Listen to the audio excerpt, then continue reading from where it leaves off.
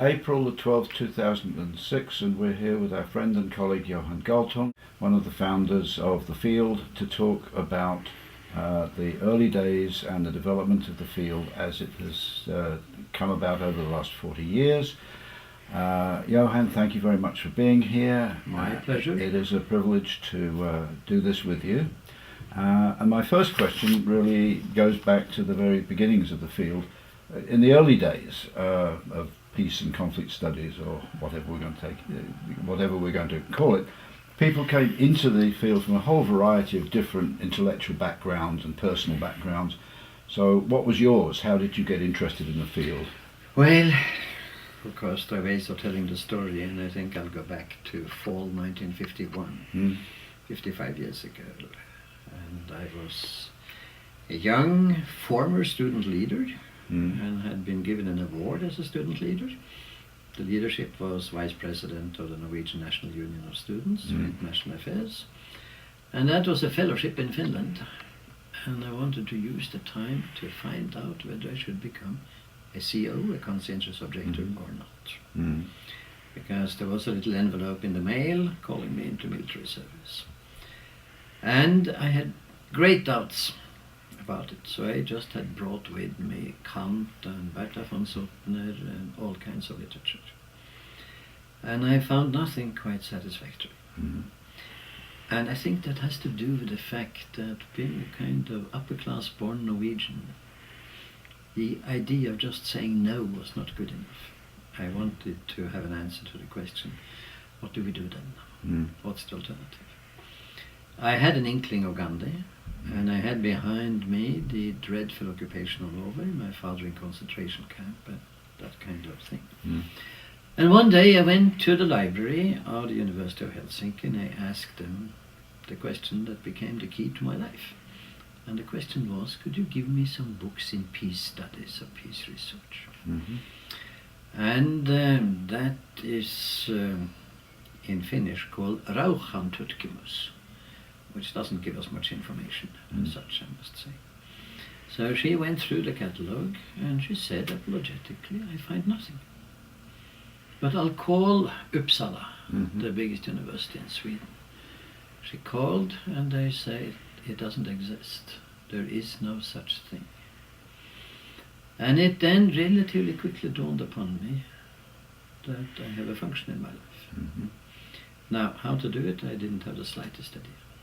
But it struck me that I would like to continue what I was doing, which was natural science, physics, mathematics, particularly mathematics, mathematical statistics, but then add to that social science, and that became sociology. So a PhD in mathematics in 56, and a PhD in sociology in 57. Then I got a job as young assistant professor at Columbia University, Department of Sociology in New York, and there I was. And still with a kind of promise to myself, what I want to do is to find out what could peace studies look like. And at that point I'll only add one thing, because there is a very, very big influential factor in addition to what I've said. It's my father.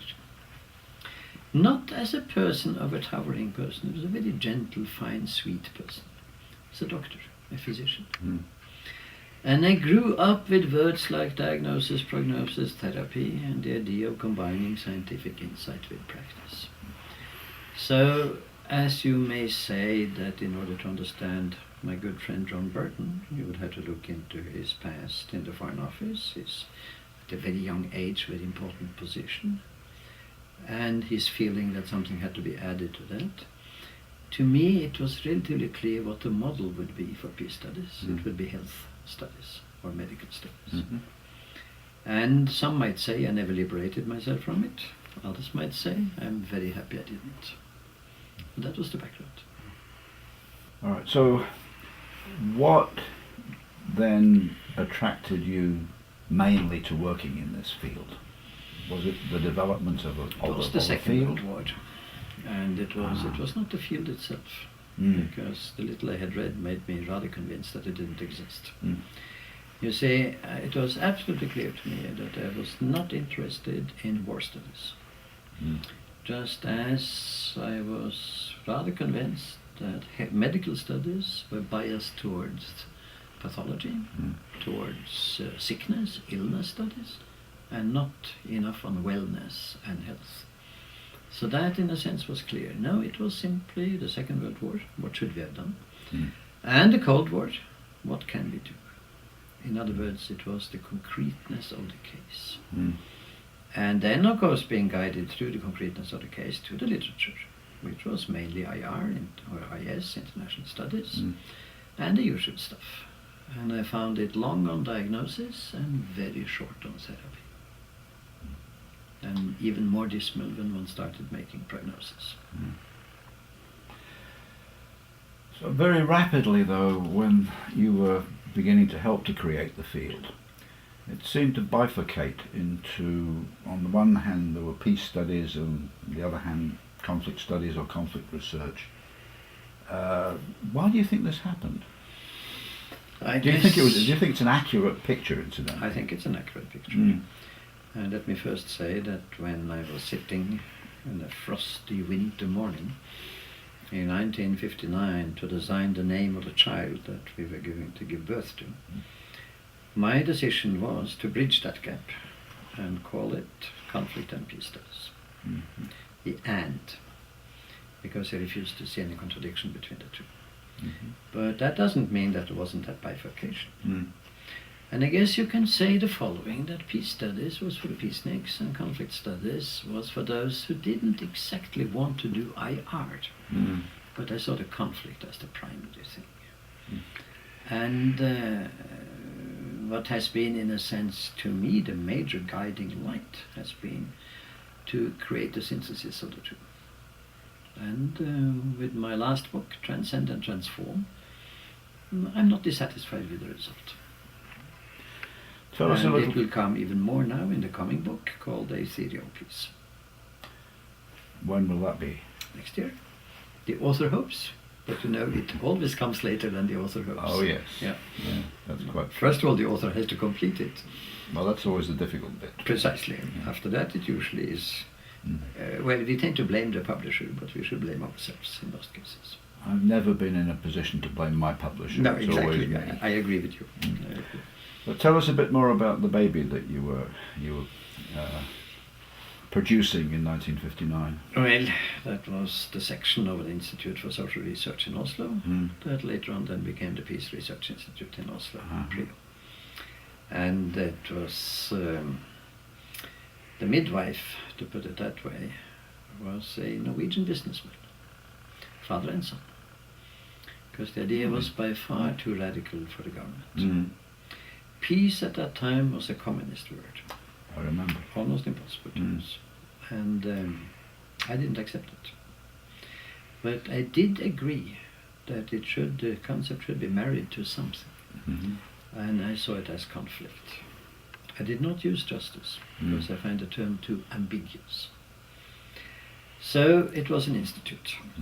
And that Norwegian entrepreneur, who was in forest, paper, timber, had a son who was the head of the Institute for Social Research. And well, they were the people who stimulated the golden age of Norwegian social science, which was quite formidable actually. And that was in the 1950s.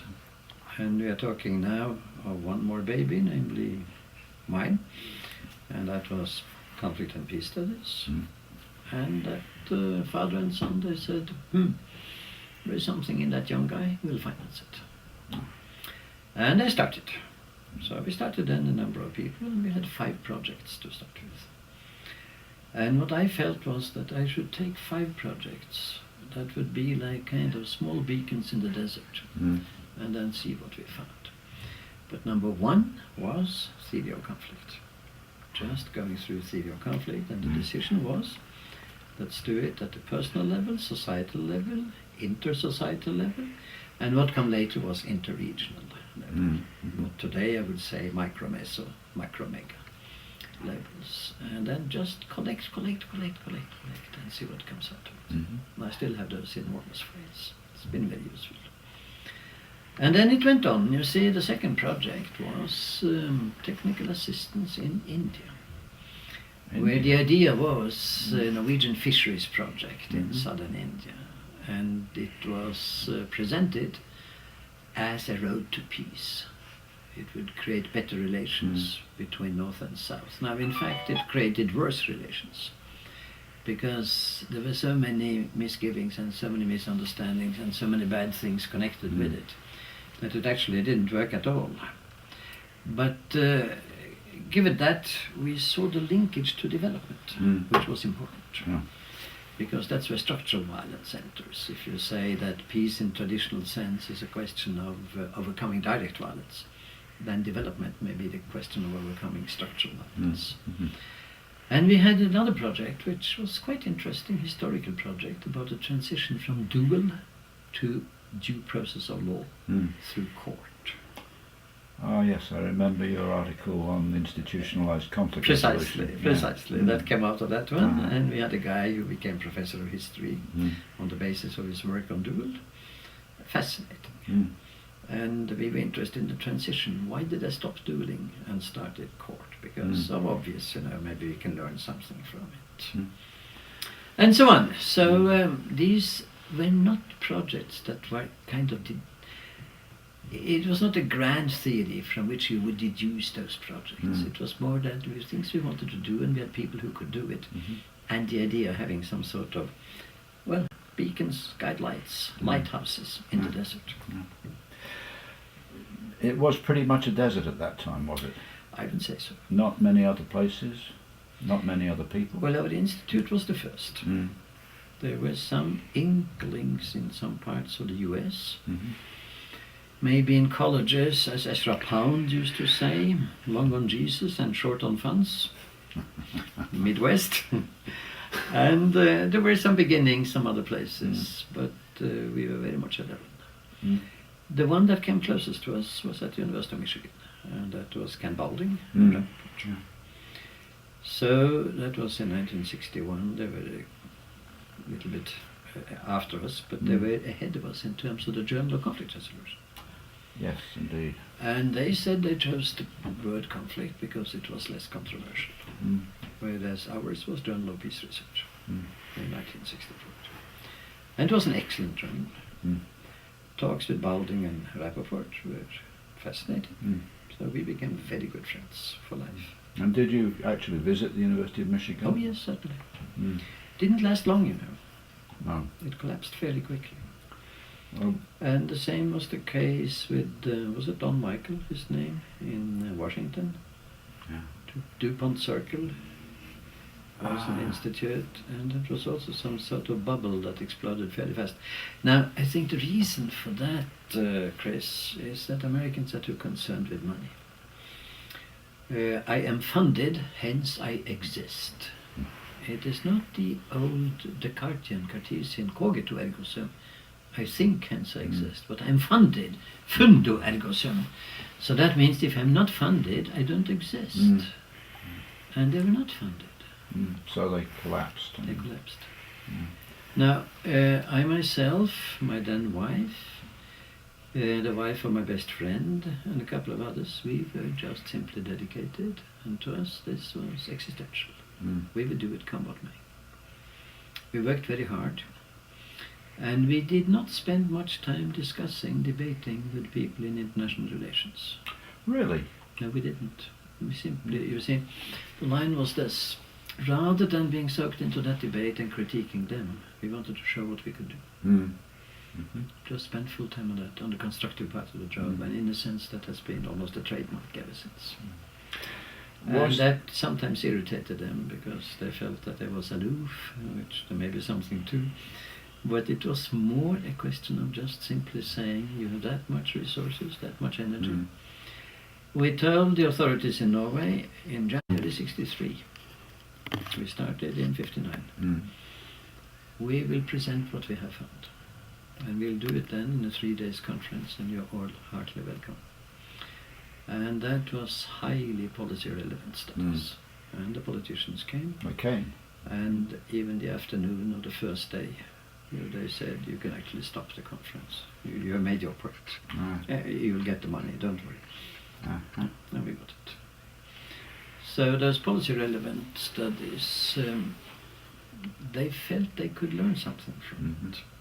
The one about development of fisheries in Kerala, for instance. Well, Just to say one. very practical, yes. Very practical. And there was another one which has to do with a summit meeting with Khrushchev that was called off.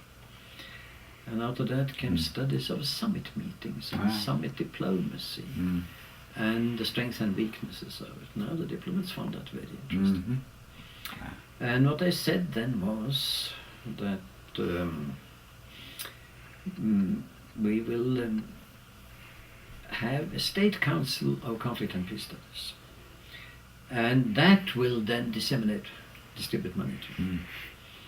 And in addition to that, since I didn't want money to come from only one source, we engaged the Norwegian Research Council, and that got it going for a number of years. And at the end of that time, we had not too many, was a bewildering amount of studies, and I then got the world's first professorship full-time in peace studies in 1969. This was at the university in Oslo? Precisely. Okay. Exactly. Exactly. Yeah. No, I remember myself, and I think it was to the detriment of peace and conflict studies in England that there were fierce debates going on between the international relations people and the people in it was mainly conflict research, it was called in those days. Huge debates, debilitating and I thought time wasting, but you must have had a very sensible strategy of avoiding that. It was very conscious. As a matter of fact, I went to England a couple of times, and what you report now is exactly what I sensed, and that confirmed me in my suspicion. Rather go on. Rather go on, just show what you can do. And the offspring of this was in Germany, where it developed very quickly. Who particularly in Germany? Dieter Zenghaus would be one example of that. Eckhard Krippendorf. And Eckhard Krippendorf much more to the left than Dieter Zenghaus, who had cooperated a lot with Karl Deutsch. And Krippendorf was one of the persons who was head of the student revolution of 1968. Not exactly the darling of the establishment, but he wrote, or he was working on, an extremely important study of the relationship between the military as an institution and war, and how it came out of the Westphalian state system. Historian by training. So it started blossoming, it started bearing fruits all kinds of places. Not in France, to my memory. Never. Why did it never... Isn't that interesting? I mean, there was the Institut de Polémologie, no polemos, Greek, quarrel, struggle, war. War studies, yes. They're good at that. but not... Never peace studies. It's the same today. But on the other hand, I shall also say another thing. When they have a big museum in Caen, in Normandy. It's called Memorial, the memory place, and it is for the memory of the invasion, the 6th of June 1944, Normandy coast. And that museum has 3 sections, one for the invasion and the Second World War, one for the Cold War, and then they wanted a museum for peace. And whom did they ask to do it? Me. So there is, in the French style, there is a salle Galtung, where I was given so many square meters, and they said, go ahead. And I felt like Picasso decorating a church or something of the kind. So what did you put in? Well, it's fascinating, because they asked me, how many peace cultures do we have? So I said, well, I would work on about 6. Let us say the secular Western, the religious Western, if you will. And then you go into the Semitic, the Jewish Arabic, if you will, and from there you could go on to the Hindu Buddhic, and you could go on to the Japanese Confucian, and then several of the lesser traditions, if you will, something like that. So that took 6. When I came back to the museum, when they started constructing it, they had made 6 enormous columns where they were pouring cement in order to have 6 kiosks, as they call it. And I thought, for heaven's sake, we intellectuals, we have 6 one day, the next day we have 8. And then suddenly they become 4. And here they are in concrete. Shocking. I can still remember that truck pouring the cement into it. Well, okay, I stuck to 6. Yeah, they said, so it is 6, monsieur. You said 6, didn't you? Okay. There you are. It's not a bad museum. And maybe my part of it's a little bit too abstract. So they also have another room which is more NGOs and demonstrations and peacenik work and things of that kind. But there is a yearning for it, but French intellectuals have never taken up that challenge. Oh, interesting. But just over the border in Belgium, though it took root in Belgium. It did in Namur. And in Holland as well, the polymological... But that was polymological. Yeah. And it fizzled out, unfortunately, when Röhling died. Yeah. And you see, he was a giant. Very good personal friend, very, very strong relations between us. And as a very young judge in the Tokyo Tribunal, he denounced the Tokyo Tribunal process in a very courageous way. I think it was 37 he was or something. So he did a fantastic job, but his successors were not able to make anything out of it. So remember, there are, you see, a couple of things I would demand of a Peace Studies Institute. First of all, that it has proposals, concrete things to do, not just exploring concepts and things of that type. And there should be things about how to bring about something more solid than a ceasefire. And secondly, in order to do that, you'll probably have to go intellectually on some new roads once in a while. Let us say, just to take one thing, you have to be interdisciplinary. You cannot stick to anyone. Field, whatever we're going to call it, has always had that tradition of trying to be interdisciplinary, hasn't it? Yeah. Has it succeeded, do you think, really? Well, you see, let me say, the way I sort of decided that I could find a way of doing it was by creating a general conflictology, where you just operate with a couple of key concepts. So for me it is first the definition of conflict, incompatible goals. It could be incompatible values, incompatible interests, but incompatibility. That's the C for contradiction in the ABC triangle that I developed in 1958. And A stands for attitude and B behavior. And they can both become very wicked and very bad.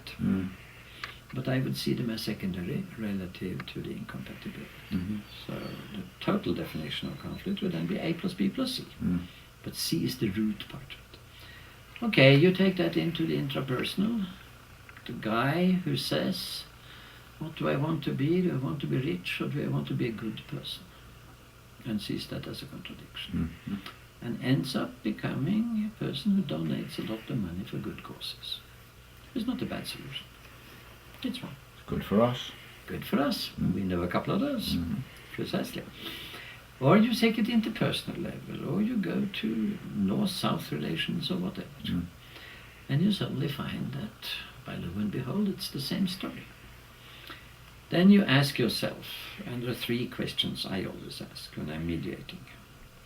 The first one is, how do we map the conflict? Which are the parties? What are their goals? Where are the clashes, the contradictions? And I start with a fairly primitive conceptualization, and then as I talk with them and dialogue with them, it becomes richer and richer.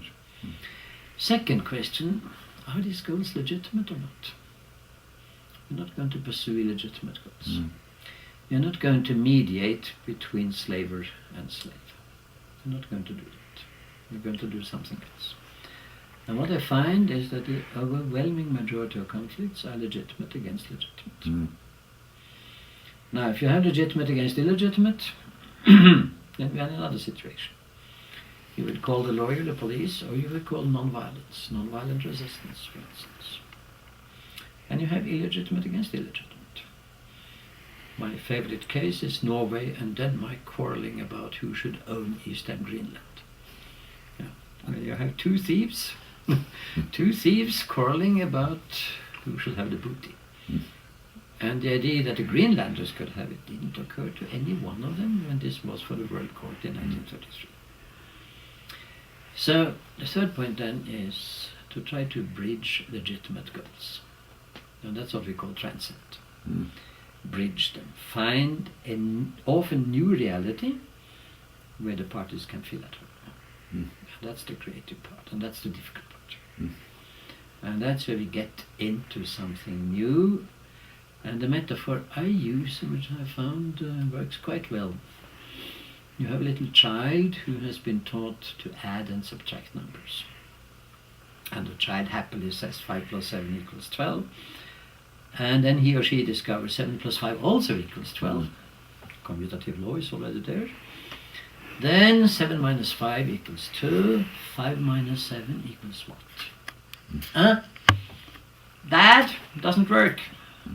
Complaint. So then comes the next lesson, negative numbers. And happily, 5 minus 7 equals minus 2.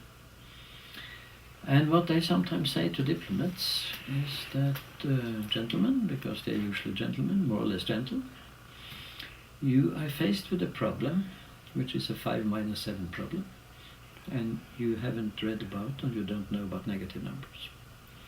You're in a situation where you need a new reality. In this case, a new mathematical reality. And Chris, this is where my mathematics came handy.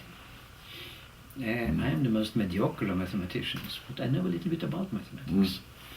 And the point about it is that it is a very rigorous kind of mental activity. But when you run your head against the wall and there's something you cannot solve, you create a new mathematics, which is highly artistic. It, in a sense, combines extreme rigor with extreme imagination. It's a good metaphor. It is not a bad metaphor. And when a conflict has become stuck, I would say in general, it's not for lack of goodwill, it's not for lack of trust, it's not for lack of chemistry, or whatever they call it. It's for lack of imagination in creating a new reality. But that took a little bit of time, let me say about 40 years to arrive at it. Well, let's go back. We go back 30 years or so, because it was a desert, and there were these small growths of places and people, and now it's the most amazing set of institutions and ideas that I could possibly have imagined 40 years ago. We talk about 500 places now where it's being taught. Something like that, yes. Now, Chad Alger has a list of it. Yeah. How do you think that came about? Why do you think it came about? What were some of the major influences that... An idea whose time has come. To argue against it, a little bit like arguing against motherhood, arguing against peace studies. True. Everybody wants peace. Everybody wants peace, they say, but I'm afraid there's also another reason which doesn't please me very much. People take it on the cheap, and they think that anybody is mentally equipped to talk about peace, and it's easy. And you get people with... the background doesn't bother me, but it's the lack of preparation using that background that bothers me. It's a lot of charlatanism in the field, a lot of charlatanism. And I hope that will improve, and that students will ask sharp questions. And I think one of the questions they should ask of their professors is, have you ever tried this out in practice? Have you ever been seated 20 or 30 centimeters from a lieutenant general in the Myanmar military government, arguing with him? And that kind of stuff. Field's always tried to do these two things. It's always tried to be theoretical and conceptual. To a large extent, it's also tried to be practical. It's been an applied field. Why do you think it has always had these two things, and do you think it's been successful in combining them? Well, isn't it a little bit the same situation that medical science was in 200 years ago?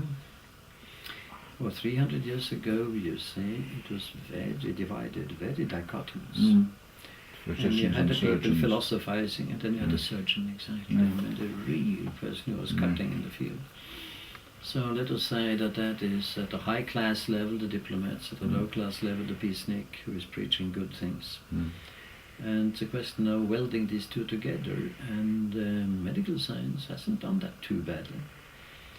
What frightens me now, and where I see the, let us say, not the end of the road, but the limitation of that paradigm, we are afraid of school medicine.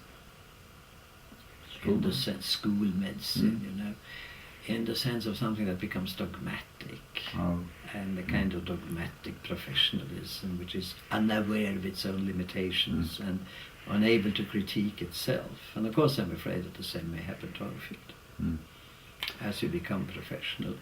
What they asked me to talk about at the keynote in this coming International Peace Research Association in Calgary is professionalization of the field. And I'm arguing in favor, but with a critical mind. But you see, if I may just continue that line a second, because I've seen myself, in a sense, balancing between foreign offices and the peace movement. And I see them as very similar. The foreign office in many countries says yes, yes, yes to a certain superpower, and the peace movement says no, no, no. And they're both of them equally devoid of alternatives. The typical peace movement fare is meetings, resolutions, demonstrations. And they can do it on a big scale, and what they did 15 February 2003 before the attack, illegal attack on Iraq, was fantastic. 600 places in the world, 12 million or how many. Fantastic. But it's not good enough. It's not good enough. I have to sit down and think through. If I were a decision maker, what would I have done? What would I have done? And I mean, it's just like Iraq today. Pull out the troops, not good enough. It was good enough in Vietnam. The war was lost a long time ago, just like in Iraq. But Vietnam was a country that had been cruelly divided, yearning to come together. Iraq was never that country. Iraq was constructed by 2 civil servants in the British Foreign Office. And I can almost hear their voices in the desert. What have you got here, Charles? At some point, so excuse me for the British accent. That's all right. Yeah. And you see that kind of thing, and it was not quite clear what they had gotten. So one has to sit down and think that through, and then enter into the debate on it. In my case, it has been, in a sense, easier the last years, because I'm invited to those people, and I sit in that debate. And I acknowledge completely their right to say, okay, Professor Galtung, have you done your critical stuff by now? Know what you have to suggest. I recognize that completely. And that's the test of the pudding. I know myself when I have done my, which is quite exhausting, my mediation thing with, let us say, 8 parties in a conflict. And I have gone through the images of the future and the past. The positive idea of the future and what might be bad about it, the negative idea of the past, which they have very well developed and very clear view of, and they become a little bit silent when I ask them was there anything good in the past, but after some time they come out. So I had done all that. I sit there with an enormous amount of information, and suddenly something starts gelling, and there is a kind of a jump, a transcending jump. That's art. It's intuition, and it's not a deductive, logical process, but something is conjured up on the wall, and I then hand it back to them and say, "Could you imagine how would that be? How would that be?" And then suddenly they start, didn't think of that one. Why didn't we think of that? Well, they were blinded by their conflict, blinded by their emotions. And they fell in love with the negative exchanges. Fell in love with it. Became happy. They do seem to enjoy it on occasion. Oh, they enjoy it. Absolutely. We all do to some extent. You see, that was also a point about not being engaged in the international relations people debate. I knew that I would love it too much. And that's exactly for that reason. Ah. Yeah. So how did Ypres start? Another flower in the desert. Yeah, that was back in 1964. Actually, there were some preliminary explorations of it back in 62, I think. John Burton, by the way, was extremely negative. Was he? He Why? was he was very skeptical about social scientists without any inkling of experience. Okay. He saw himself, rightly so, as the experienced guy who was picking up the social science that he needed and wanted. And he had a point. He had a point to it. He was very negative, a little bit unnecessarily negative. Later on, he became a part of it, absolutely. So but in the beginning, who were the driving forces? that was Liz Walding, Bob Angel, and who had participated very high up in the Camelot project. Yeah, but most of the US social science at the time did that. And Bert Röhling, myself, and the friend of John Burton, Tony DeRook. Precisely. Okay. And he was the one who had a connection to the foundation at Portland Place in London. SIBA. The SIBA Foundation, SIBA Geige. Right. And that's where we met. Exactly. And what were you trying to do at that point?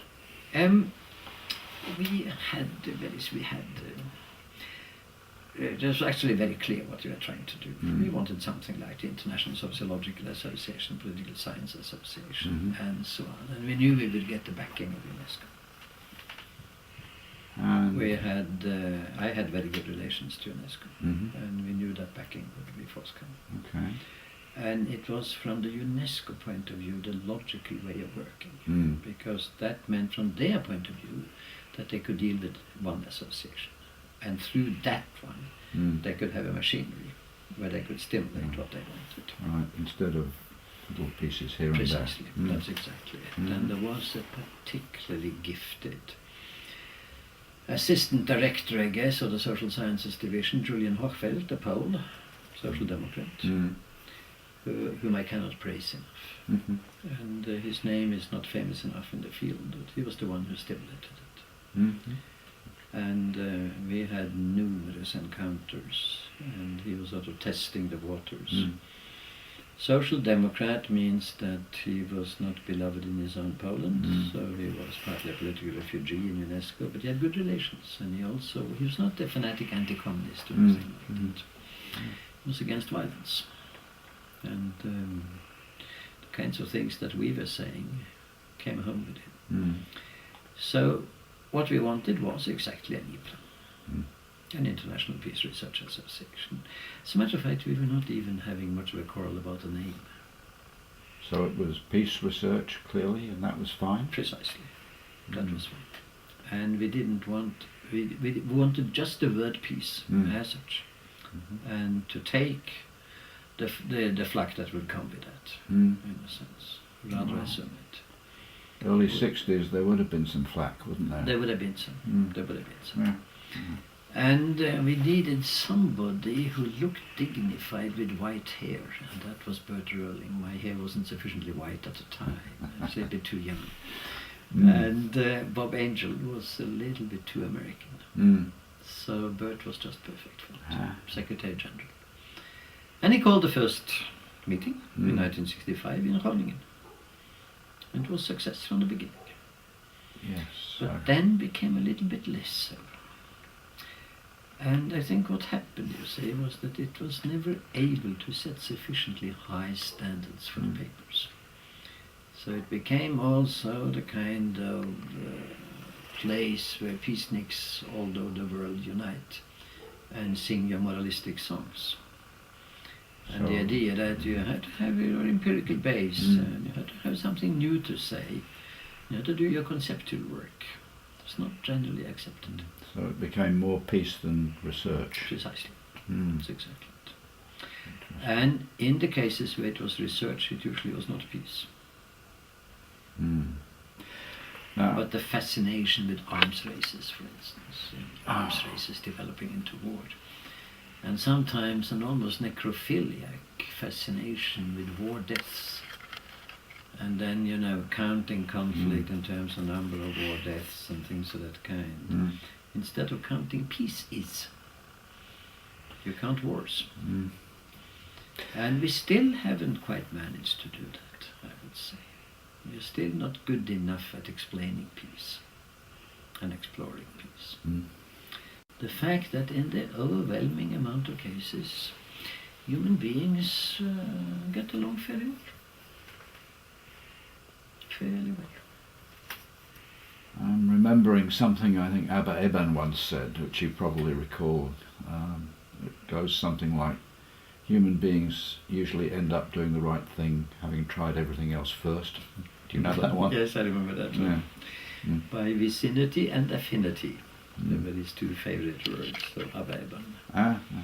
Vicinity and affinity were the two types of cement that he saw in human society.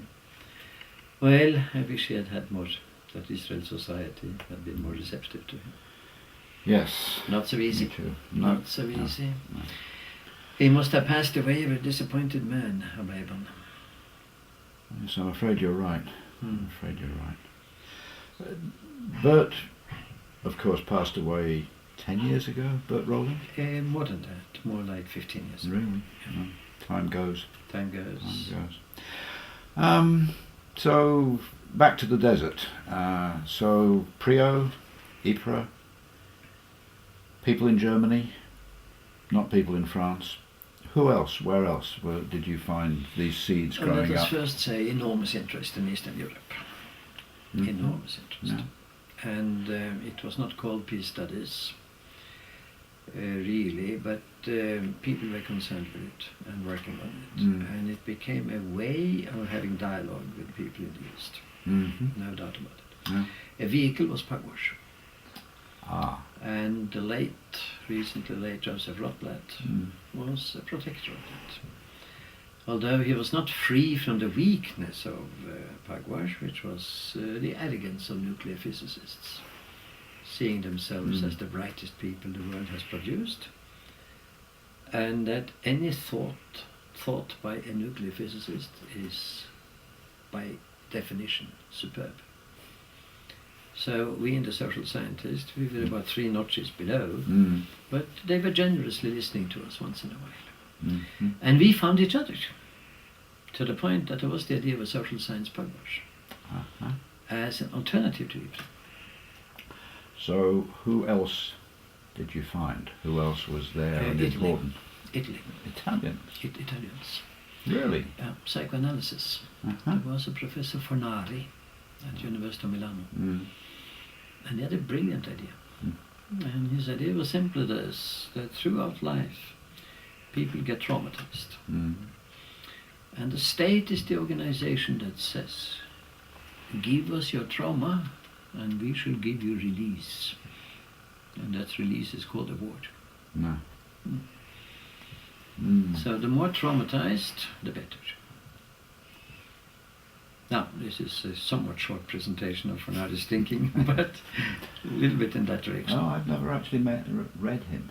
I don't think I even met him. So did he not travel? Did he not come to conferences? No, he didn't travel much. He didn't associate with the rest of us. And it was the same with Boutoul in France, the polymologist. Gaston Boutoul. And so for him, one of his basic theses was that the war, you see again the concern was with war, understanding war. And of course peace is not just a negation of war, peace is much more comprehensive. But anyhow, for him war was a trick by old people who were jealous of younger men, for instance as lovers, and killed them off. Oh, I've heard that one before. Yeah, exactly. I'm not sure I agree with it even. No, I mean all such things have 5% truth to them. But first of all, if the truth is that partial, how useful is it? And secondly, okay, so what? What do you do about it? What do you do about it? Mm. Well, you could give more of the power over to the young people, and they could send the old people into the war with the same motivation. I think that's... Say that you have had these women long enough, now it's our time. Isn't that All Quiet on the Western Front? Isn't there a part of All Quiet where somebody suggests that? It was also, curiously, interestingly enough, one of the few referenda we've had in the world on the army, and that was in Switzerland in 1989, just before the end of the Cold War. Mm-hmm. And in favor of abolishing the Swiss army were 36%. But those 36% were mainly young people. Mm. So the old people said, aha, that's because they're afraid of becoming conscripts. Mm. And the young people said, when you are so happy about it, why don't you join up? Mm. So they were close to it. Yeah. Scandinavia. Yes, it came to all those countries. Yeah. PRIO Sweden, first of all. Cypri, PRIO first, then it came to Denmark, to Sweden in the form of Cypri, and the institute in Uppsala and in Lund, Finland in the form of Tapri. And I would say all of that now, the Scandinavian wave right now, is more or less over. Fizzled out. Really? And that the most important country in Europe today is Spain. Why Spain? Well, let us first say, Chris, that all such things go in waves. They go in waves. Why Spain? I'm not quite sure I know the reason. You see, the only thing I know is my own role in it, and that's too egocentric and too idiosyncratic. I started a summer school down in Benidorm, where my wife and I have a house. And it was right after the death of Franco. 76. Precisely, 75 November. And it is started right after that. And we attracted a lot of young people. And they started peace research institutes all over the place. And they were good people. But you see, underlying that, and I go back to the 30s, some of the anarchist dreams and the more positive aspect of the anti-nationalist. You had the Stalinist aspect, but you also had the more positive aspects. And that had survived. And in that there was a challenge to conservative forces in the post-Franco government. If you will, symbolized by Aznar, the one who tried to put the blame for the Moroccan assault, terrible on the trains, on ETA. And 3 days later found himself out of power. The Social Democrats had picked up and had been surfing on that wave from the past. And the peace culture, of which the Peace Research Institute was a tiny little part, but not totally unimportant, then became very basic to Zapatero. And you find it today, you see, in the deposition I just gave you, that I made for the people from the three offices, the three departments of Defense, Foreign Affairs and International Development in England. I praise Zapatero as doing 4 things in the relationships to the Muslim world, and Bush and Blair doing 0 and 0. Now, why does Zapatero do it? Because he is surfing on that kind of wave. It's important. And that wave never touched, really, England and the United States, except as something very, very low underground. And you still find it around Philadelphia and around Bradford, with the Quaker element, of course, both of them. You find it in dotted colleges, in circles around Philadelphia, beautiful things, but it tends to be limited. So the field, as it develops, from your memory and perspective on it, was very much a European field, but IPRA made strenuous efforts to reach out to Asia and to other parts of the world. Came to Japan. Yeah. It's now coming to China. And it's coming the grand way. Because when the Chinese decide to do something, and it was the bridge has been through the Reconciliation and Peace Institute in Coventry. Really? It was a big conference in Nanjing last year.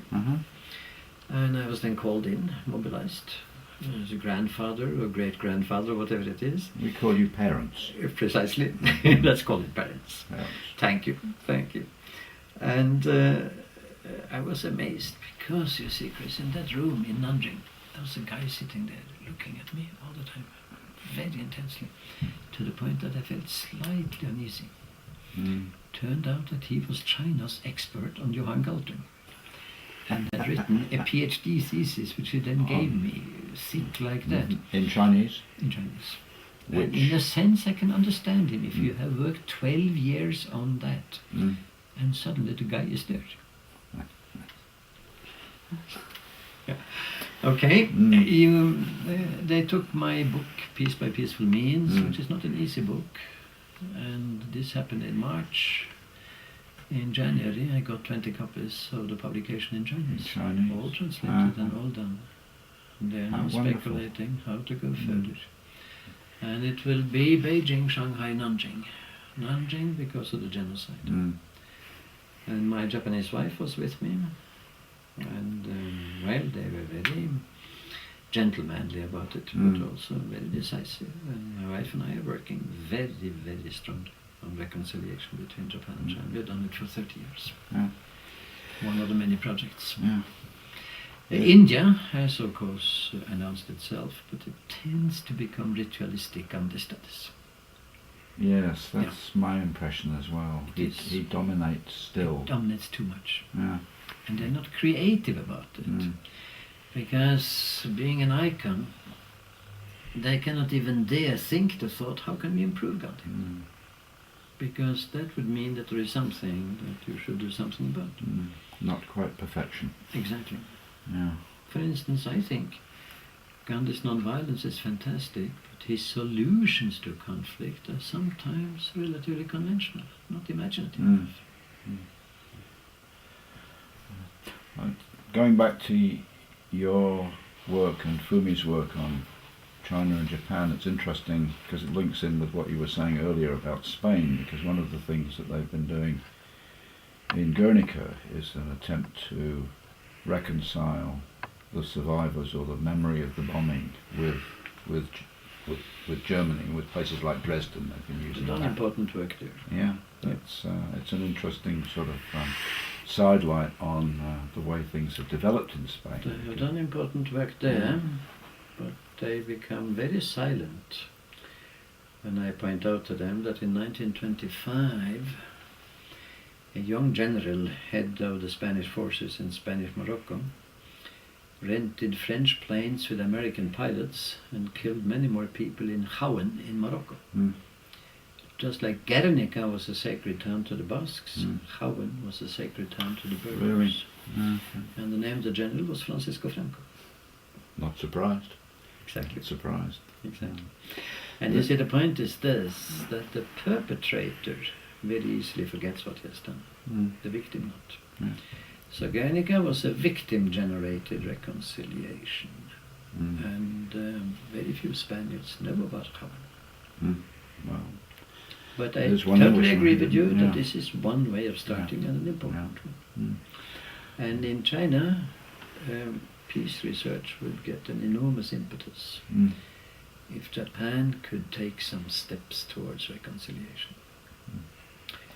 And I'm working on something which now has quite a lot of good tailwind. It's an alternative Yasukuni shrine. You know, the Yasukuni shrine is dedicated to the souls of the Japanese soldiers who died in the war. That includes the war criminals. And when the Prime Minister of Japan goes to pay his allegiance, it is like the Bundeskanzler in Germany going to a temple for Hitler, Göring and Goebbels, which would not go down very well in the West. Wouldn't go down very well in China, of course. Precisely. Yeah. So the question is not, you see, what the reason why I have had a little bit of influence in this is that I recognize a thing that the left in general don't recognize. The mothers and fathers to bereave the sons and the daughters of the, let us say, 3-4 million Japanese soldiers who were killed have a right to to get an answer to the question, for what did I die? Mm. It's a question of meaning. And you cannot just say you were wrong, and you deserve to die. You cannot just say that. And the Yasukuni shrine is an answer to that, which the Japanese right wing makes use of. The question is, could there be another answer? Yeah. Could there be a shrine dedicated to those who were killed on all sides, Yeah. soldiers and civilians, and dedicated to, let us say, a better world, a world without war, or to start with an East Asian community of peace? So that's the kind of thing that we are working on. Yes. And maybe much to my surprise and to the delight, particularly of my wife, suddenly came that email saying there is now a group of former Japanese cabinet members, 115 of them, from LDP, from the Conservative Party, headed by a former minister, who is working on an alternative shrine and an alternative foreign policy. Could you come and address them? An alternative shrine as a symbol of as a part of an alternative foreign policy, but as a symbol of giving meaning. That doesn't mean we justify the war, but it is at the personal level. There must have been some sense that could come out of it. So when I conjure on the wall in East Asian community, I put the General Secretariat in Nanjing. That would be an interesting symbol. And you see, here again, the point is not that that is realized. The point is that to say it makes a couple of people think a little bit. All right, going back to Johan Galtung. Now, you've talked about father, you've talked about medicine, you've talked about mathematics and physics. But what were some of the other influences in the development of your thinking? Or who were some of the other people who influenced your thinking? Social science, of course I mentioned Gandhi as a practitioner. Sorokin. Really? He was for me just simply great. I think it was the scope and the audacity. And putting in quite a lot of work and taking political risks. Once being sentenced to death as the Secretary General of Kerensky's anti-Bolshevik front. And he ended up in the US in competition with Tolkien Parsons for sociology chair at Harvard University. And Sorokin said at the end of the 30s we're going into a very dark period, and horrible things will happen, materialism to the extreme, war and slaughter.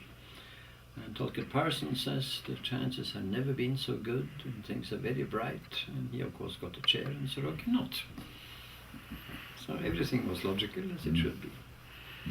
I think social and cultural dynamics is something of the best in social science ever produced. It's empirical, brilliant, theoretical, and has been important in shaping my own thinking on macrohistory, deep culture, deep structure, things of that type. So I would put him as number one. And number two? Number two. Or the next? Or the next, then you come to very many people. So let me say immediately Bertrand Russell, mathematician, philosopher, putting himself forward into the practice and combining, if you will, a very acute mind with the obligation to put it at the disposal of some kind of concept of peace. How successful he was can be discussed, but as a kind of model person, important. So in my autobiography that was published when I was 70, it's actually called John Lackland. Johan utan land, Johan without a country. Oh, well, I was hardly without houses and homes, though. That you can tragically say, and it ends with my wife and I sailing into the harbor of Wonsan in North Korea as a part of our work in the world, in our country. Our country is the world. Now, in that one, I have 3 essays dedicated to the 3 greatest sources of influence, and that is Gandhi, Sorokin, and Russell, if you will. Then you have oceans of people, and then come Adam Smith and Karl Marx. But if you, there's one thing perhaps that is important. Maybe I am very much addicted to classics, to the great ones, very much so. And I have a tendency perhaps not to be very generous towards the lesser fry. But I find that the great ones are enormous chests of treasures. And I can read Sorokin again and find new things. Contemporaries? In our field, so to speak, maybe, what shall I say? There are so many, and you mentioned Dave Singer. I talked about Ken Boulding and Otto Rappaport. Just to take 3 Americans who are important. Boulding came from Liverpool. He came from Liverpool and had a slight Liverpudlian accent. Indeed. Exactly. He had that. He came from Liverpool. I noticed that you claim something. Of course. So, exactly. He had quite a lot of things to say about the ill fate that would have come to him had he stayed there. That was true, yes. He was very willing to share that with anybody. Yes.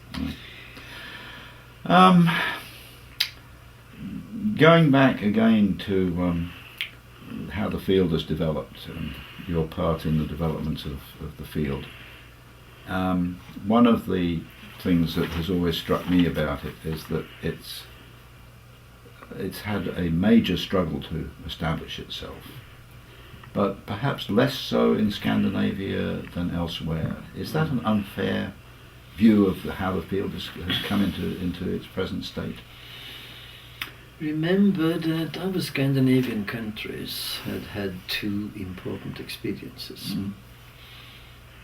It's possible to establish a peaceful community of states after 800 years of wars. It's possible to do it. You may say it started in 1714, the Great Nordic Peace, and that the last little war we had among ourselves was 1809 between Finland and Sweden, and August 1814 between Norway and Sweden, when Norway had been, by the treaty in Kiel, taken away from Denmark and given to Sweden, because Sweden had been against Napoleon and Denmark in favor. So we were just shuffled from one camp to the other. Now, that community functions. So if somebody tells us you cannot have peace at the interstate level, the best you can have is a balance of power, then we simply know that's not true.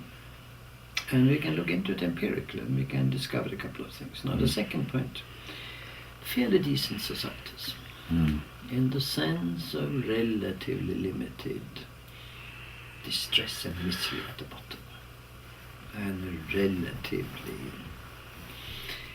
what shall I say, limited class distance. Now they are homogeneous. We don't have big disparities between nations, religions and things of that kind. Denmark, Sweden being more feudal, Norway, Finland less feudal. There are some differences, but by and large that. Of course it makes us somewhat optimistic. Of course it does. And it's been very important to me, personally, to have grown up with those experiences.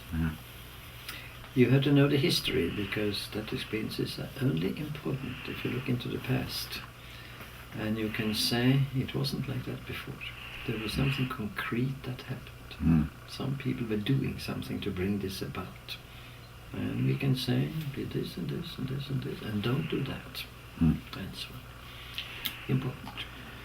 For instance, you have a Nordic community, which today is into 2 parts. One part is inside the European Union, another part is outside, but it has functioned. And one reason why it functioned was that no country announced itself as the leading country. During the Kalmar Union, Sweden did. Then Sweden left in 1523, Denmark took over and had only Norway to rule and Iceland. It didn't work, exactly because Denmark had catapulted itself up on a position where we could say, aha, you think you are somebody? I'll tell you one thing, you're not that great.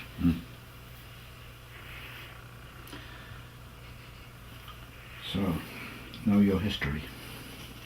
And know your history. Which was my major message to the 54 conflict specialists from the 3 UK ministries of Foreign Affairs, Defence and International Development.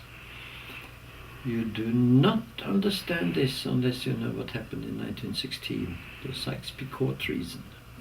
1917, Balfour Declaration. 1918, the occupation of Istanbul. And so on. So when Bin Laden says you're now suffering the same humiliation as we suffered more than 80 years ago, do your math. 2001 minus 80. And you find this. 1921. Okay, we're going to come a little bit closer to now and ask about the field as it is now. My impression is that the field, peace studies, conflict studies, conflict research, has become subdivided into a lot of different small categories that don't quite hold together. We talk about peacekeeping, peacemaking, peace building. We talk about conflict settlement, conflict resolution, conflict transformation. When you started the field, did it ever occur to you that it was going to become so diverse and so cover so many different aspects of peace creation? I would measure it by the fruits of the tree and not by the brilliance of the concepts and the brilliance of the articles in papers. And I'm not so sure that I'm that impressed. I'd like the people to get into... No, not necessarily. I think it's too early yet. So, hopes and dreams for the field when you started? I think it was mainly intellectual. Trying to come to grips with it. And I must say, when it comes to the practical aspect, I have come light years further than I ever dreamt I would do. I had no idea things would happen that way. Now it was intellectual challenge. How do you conceptualize conflict? How do you conceptualize peace? And so on, what's the relation between them? What's underneath, and I think what I myself consider perhaps most important, is the work on deep culture and deep structure, and the dialectic between the two, and so on. And what I call trilateral science, empirical, critical and constructive, which has to do with philosophy of science. So, intellectually, do you think we, as a field, have now some understanding that is useful, that we can pass on to people? Partial understandings. But maybe we need more generalists. Maybe in a certain sense, if you take the field of medical science, or as I prefer to call it, health science, as you pointed out, Chris, you have this fragmentation, and they have that in medical science. And you have the patient's feeling that he's only concerned with this or that organ, and he doesn't understand the meanness of it, and the context. Maybe we need more generalists. And maybe this, as you say, that we have specialists on mediation, specialists on settlements, specialists on arms races. To take David Sigge, for instance, who knows more about that than anybody else in the world, since 1815, and so on, so on. The generalist, the GP in the field, who can, so to speak, be called in and would have something sensible to say. We have published in Routledge, and Keegan Paul asked for a handbook of peace and conflict, and Charles Webel and I are the editors. And we have put together some 30 articles, chapters. That's an effort to produce that. with the hope that if you read those, you have some sort of grounding that could be a good GP tool chest. No. I have a chapter there summarizing what we call the transcend method, which is then a kind of general philosophy, theory and practice for the GP in the field. Okay, getting towards the end now, but let's switch to the future. How do you see the field developing over the next 10 years or so? And where would you like to see it develop? Academically, it will of course become faculties, Mm-hmm. and it will become a full-blown 5 years university education. So like you have a law school, you'll have a peace school, peace and conflict school, or whatever it is called. Mm-hmm. This is going to be a fairly universal phenomenon? I think so. I think so. Okay. And I think the field will solidify, and I think the key will be integration more than fragmentation. Mm-hmm. And intellectually, you mean, or Precisely. organisationally? Intellectually. Mm-hmm. It will become more transdisciplinary. Mm-hmm. And as we know very well, the difficulty with that is that imagine you are an economist, but you're very interested in peace. Mm. And you write something about peace economics. Well, you may not get a professorship in peace studies, nor in economics if you do that. Mm. So, what we need is to legitimize transdisciplinary studies. And all ministries of education, all cultural ministers, whenever they have meetings, they always say fantastic things about interdisciplinarity and so on. They don't practice it. Yes, and then they do nothing. Then they do nothing, precisely. Yeah. But that's, that's the typical academic trade union kind of aspect to it, but it is important. Yeah. So the warning light then comes up when you get these faculties and you get certificates. Mm. Then are you sure you have a sufficient critical awareness of what you do? And how do we build that into it? I see with some skepticism the master's degrees that are now flourishing all over Europe in development studies and things of that kind. Here as well. Precisely, they're just churning them out, and at record time, assembly line. And the old advantage of the university when I was younger was that you took your time and you developed your critical talent with that. So that's one point. Now, will this be to the good? I think it will. And my optimism is based on one thing, essentially one thing. This idea of solving conflict is feasible, it works. You have two branches. One is the present conflict, it's called mediation. The other one is the past conflict, it's called conciliation. Mediator, conciliator. You have two roles. And I have seen in my own country where we now have a sort of second wave, which has to do with the organization I started, Transcend Nordic. Second wave, which is in a sense not a wave after PRIO. That suddenly a lawyer comes to me and says, look, this is what we need in law.